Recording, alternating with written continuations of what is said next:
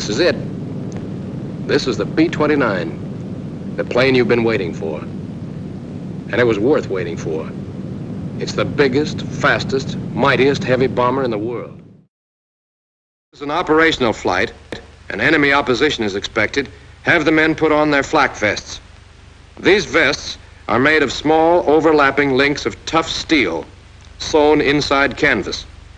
Quilting on the inside of the canvas provides further protection and also cushions the shock of impact. Above 10,000 feet, oxygen masks must be worn by one man in each compartment. When you reach the desired altitude, level off and tell the engineer to set up cruising conditions. First, you move the throttles back to about 65% of full power. Individual manipulation of the throttles may be necessary to keep each engine at the same manifold pressure. Now you adjust the propellers and manifold pressure, so turn the controls over to the co-pilot. Start with the props. Press the propeller RPM switches to decrease and bring all 4 propellers to 2,000 RPM. Then turn the manifold pressure selector down until the manifold pressure drops to 30 inches. The needles should stay together in this case. There you are, 30 inches. Considerable juggling of throttles, propellers, and supercharger may be necessary before you get it just right. But that's how you get a B-29 into the air. It's a big, heavy, and powerful airplane. Bigger, heavier, and more powerful than anything you've ever flown. For that reason, it must be handled gently and precisely. You must carefully follow the prescribed procedures. Even a super bomber is no good to the Army if it's in little busted-up pieces. But don't get jittery.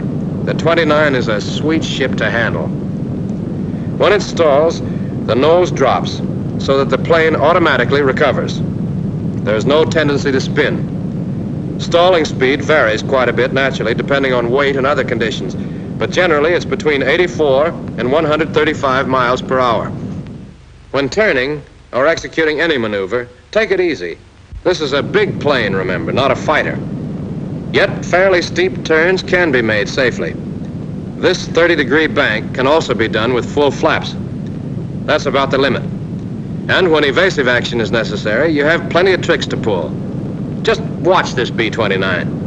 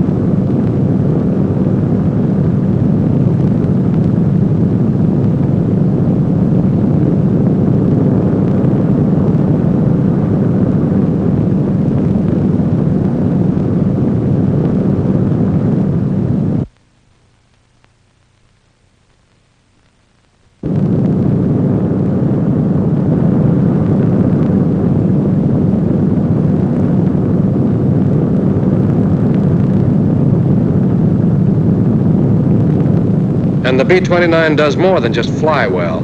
It packs a terrific wallop. A wallop enemy fighters will quickly learn to fear.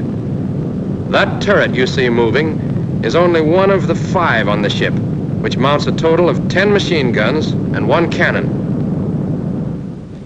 4 of the turrets, 2 on top and 2 beneath the fuselage, can turn through 360 degrees in azimuth, 90 degrees in elevation.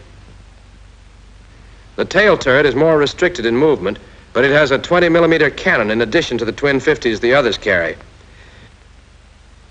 But the big thing about the 29's armament is the fact that the gunners don't touch the guns.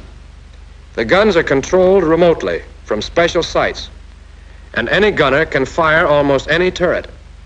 For example, one side gunner might have control of 2 turrets, firing 4 caliber 50s at his target.